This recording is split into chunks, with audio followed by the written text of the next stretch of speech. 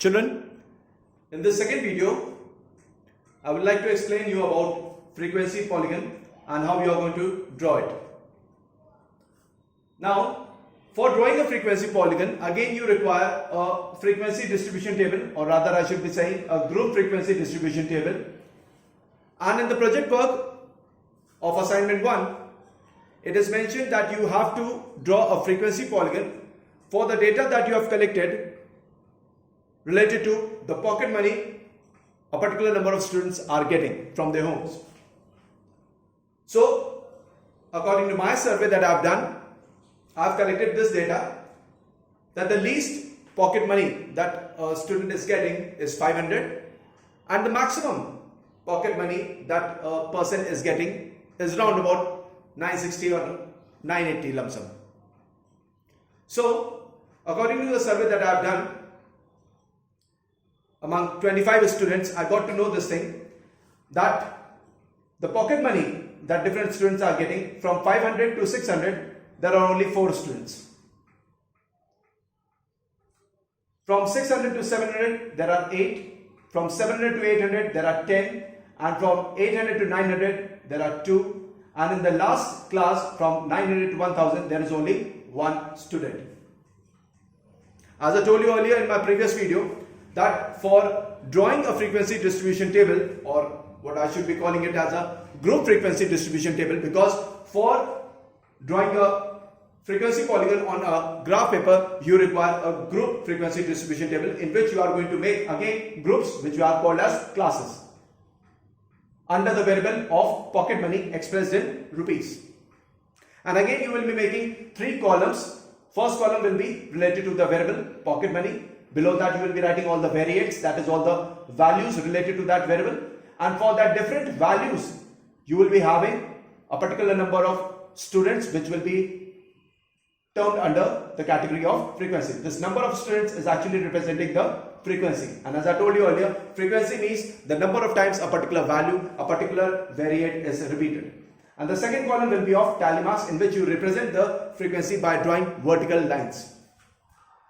So according to my group frequency distribution table, as you can see, I have made 5 classes starting from the least value that a student was getting was 500, and a maximum of lump sum 970 or 980 a child was getting. I have made 5 classes. In the first class there are 4 students, second there are 8, third one there are 10 students. This 10 can again be represented by drawing 1, 2, 3, 4, put a slash, 5, 6, 7, 8, 9, another slash, that is equal to 10. For the fourth class of 800 to 900, I was getting 2, and for the last class, I was getting just 1 student. And then after that, on summing up all the students, it should be coming out equal to the data that you have collected. That is equal to 25, because I have collected the data from 25 students. Now for drawing the frequency polygon, or what we can call it as frequency graph or frequency curve, what we have to do. First of all, on a graph paper, you have to draw the frequency polygon again with the help of a pencil only. You are not going to use a marker, you are not going to use any kind of a pen. And whatever values that I have taken, you can alter that values. Please do not copy the values that I have taken. This is just for your help in your maths project. If any child will be copying such values and submitting the project, then definitely we have to deduct the marks. Whether the values are related to the previous topic, that is histogram, in which I've drawn a histogram from the data collected from different heights of different students, or related to this data that is I've collected for pocket money. So on a graph paper, first you are going to draw an x-axis, a horizontal line. You are going to mark that horizontal line as x-axis, put an arrow over here, and from the point from where you have started the x-axis, from that point only you are going to draw a vertical line. Put an arrow there, and that is the y-axis. Over here, as you can see, this is a zigzag curve or a zigzag line, which we call it as kink. Now, why we have taken a kink over here? The reason is because the data is not started from 0.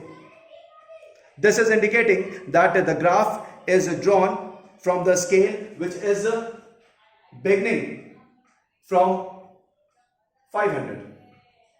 But as you can see, I have taken a value in the starting vertical line as 400. Then the next line marked as 500, then the next 600, 700, 800, 900 and 1000. So on the x-axis, I have taken the variable, that is the pocket money, which is expressed in rupees, and on the vertical lines I have marked up all the values which will be representing the class interval. But you must be thinking that why sir has taken this 400 value over here, because it is not mentioned over here. So in a frequency graph, in a frequency curve, whenever we mark the class interval on the x-axis, always remember we take one class ahead, because this is a closed graph, and for that the endpoints should touch the x-axis. That is why you have to take an extra class from the classes, from the groups that you have taken. I have started my classes from 500 to 600 rupees of pocket money, but I have started marking the vertical lines or the class intervals from 400. So always remember that whenever you are drawing the frequency polygon, you have to take a preceding class, that is a class from 400 to 500, so that this frequency polygon, this frequency curve can be closed. It should start from x-axis and should end on x-axis only. And on the y-axis you can see that I have taken the frequency, that is the number of students, which are marked as 1, 2, 3, 4, 5, 6, 7, 8, 9, 10. As far as scaling is concerned, scaling is always done on the right hand side top corner of your graph paper, and in this case the scaling that is being done on the x-axis I have taken 1 unit is equal to 100, because 1 unit, as I told you, that is starting from this point till this point, this is considered as 1 unit on a graph, and the length of this 1 unit is being taken as 100 rupees, because you can see the difference between the mark that is over here, the limit that is placed over here is 400, and over here the limit that is placed is 500. So the difference is of 100 rupees. So that means the length of 1 unit on a graph is representing 100 rupees. Similarly, this 1 unit length is representing 1 student, that you can also change.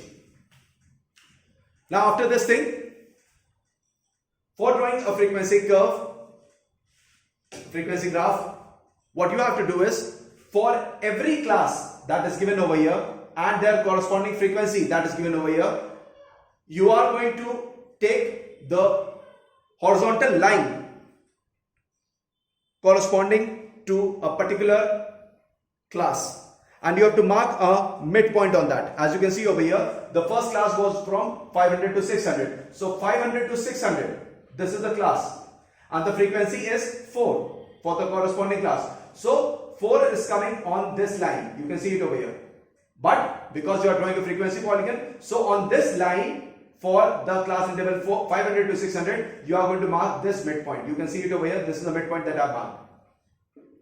Similarly, for the next class coming from 600 to 700, where the frequency is given as 8, for the next class 600 to 700, the frequency is given as 8. So 8 horizontal line, the line which is representing 8, on that line you are going to move towards this class, and on this horizontal line you are going to mark the midpoint again for this class interval.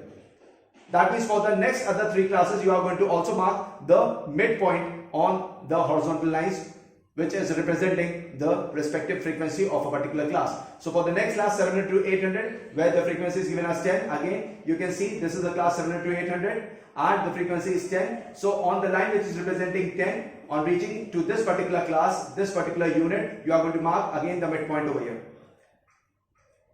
Then for the fourth class 800 to 900, the frequency is 2. So 800 to 900, the frequency is 2. So the line that is representing 2 over here, over there also you are going to mark the midpoint.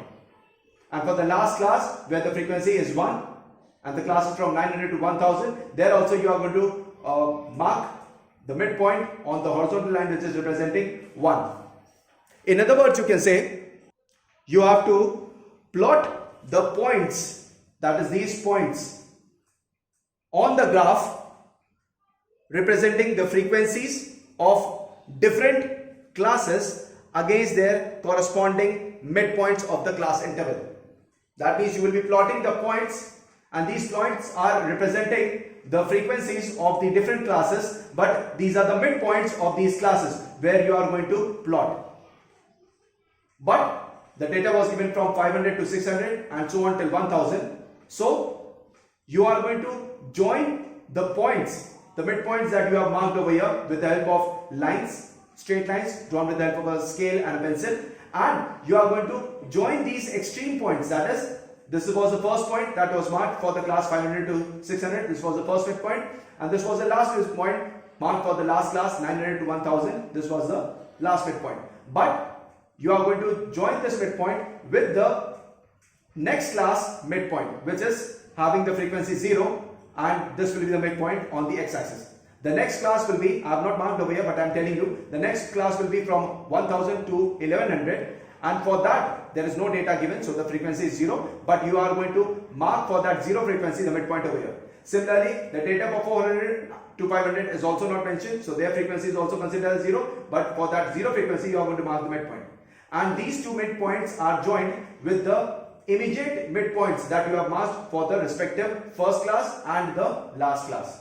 The first class was from 500 to 600, its immediate midpoint was this. So this will be joined with this class frequency which is having 0's midpoint, and the same is over here.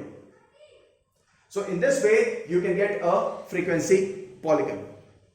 Children, remember, for drawing a frequency polygon, first of all thing that required is a group frequency distribution table, a data which is expressed in terms of groups or classes. Then for that you should be having their respective frequencies which you have collected from the data, and then when you will be plotting that frequency polygon, that data in the form of frequency polygon on a graph paper, then for respective classes you are going to mark the midpoints for the corresponding frequencies. Like 500 to 600 was having the frequency as 4, so on this frequency of 4 I have marked the midpoint of this class 500 to 600. You can see this broken line that are passing from the midpoints. That also you are going to show it over here, but not for the classes for which the frequency is given as 0. See the class 1000 to 1100, their data is not given, so their frequency will be considered as 0. But we can't keep the frequency polygon over here. We have to extend it till the x-axis. So we are going to mark the midpoint of the immediate class interval for which the frequency is given as 0. So that will be this, and the same is in the baby. So in this way, children, you can see that we can draw a frequency distribution table.